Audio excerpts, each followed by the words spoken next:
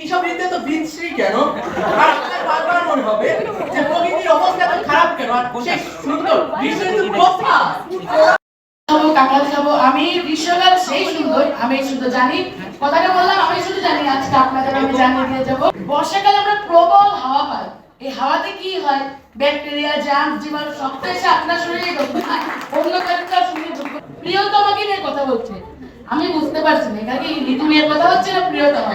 অবশ্য ভালোবাসা দিবস তো একটু ওই দিকেই এগিয়ে যায় মূলা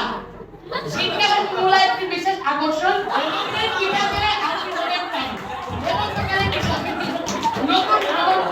চালের দোকান থেকে যে পিঠাগুলো বানায় আপনি খাবেন মস্তি করবেন রাত শেষে আপনার একটাই গন্তব্য হবে সেটি হলো বাথরুম বাথরুম শরৎ ঋতুটা বারবার কাশবনকে নিয়ে বলেন কাশবন আসলে কাদের প্রিয় জায়গা টিকটকারদের প্রিয় জায়গা তারা গোসল করে মাসে 30 দিনে একবার আমি সামনে বসতে পারছি না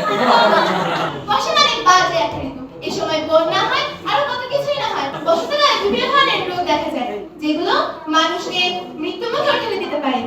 বতে বাজে বতে বর্ষাকাল হয় বৃষ্টি চারপাশে ভিজা প্যাচ পেতে পরিবেশ কার ভালো লাগে নিজের ভালো লাগে না আপনার ভালো লাগে না কারোরই ভালো লাগে গ্রীষ্মকালকে বলা যায় মধুমাস আম কাঁঠাল লিচু এগুলো নাম শুনলেই জিভে জল চলে আসে